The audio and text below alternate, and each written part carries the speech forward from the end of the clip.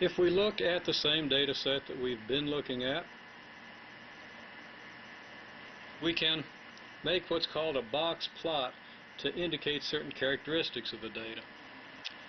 For example, note that the low score is 71 and the high score is 99. 82.5 is a lot closer to 71 than it is to 99, so that your second quartile, or median of the distribution, is closer to the low end than to the high end. This tells us that we don't really have a very symmetric distribution, that there's some skewness in this distribution.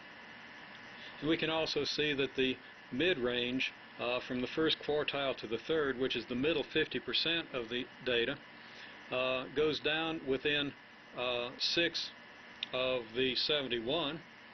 That is 77 down to 71 is only a distance of 6 on a scale. But that the top is 9 points above the other end of that middle range, from 90 to 99.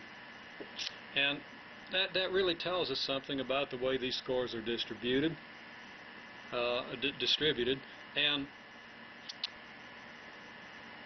it tells us something that we might want to know in interpreting a given score within this range, something that percentiles and so forth maybe don't tell us. So a pictorial representation, what we call a box plot, is our solution here. Now here's our data set. Remember, we had our first quartile, second quartile, and third quartile. On a box plot, we let a line here, a scale, represent our lowest to our highest range, our lowest to highest scores. Then we mark the first quartile, the second quartile, and the third quartile on our scale at 77, 82.5, and 90 in this case. And we make a box corresponding to the middle two quartiles, from the first quartile up to the third. We also put a line in this box indicating the second quartile. So this shows us that the median lies closer to the low end of the range than to the high. Also, within the middle quartiles, that the second quartile lies closer to the bottom than to the top. So there's a spreading of this distribution as we move along. The distribution is more clustered toward the low end and less clustered toward the high end. This is called a box plot, or often a box and whisker plot. And this box plot shows us several important characteristics of the graph. It shows us central tendency, in that it shows where the center or median is. Now there are other measures of central tendency like the mean and so forth, but this shows us, at least this measures central tendency, it shows us the median.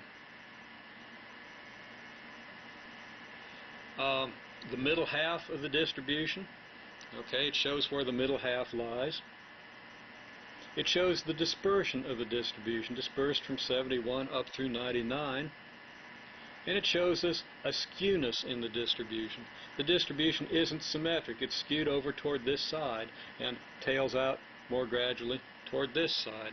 If we were to draw, well, I'm not going to try to put it on this figure, but you see how the distribution is more centered here and tails off more gradually out here and more concentrated on this end. And I guess I will draw that. It's just that the distribution is going to have kind of this characteristic, with the center over to the left and then spreading out more gradually as you move to the right.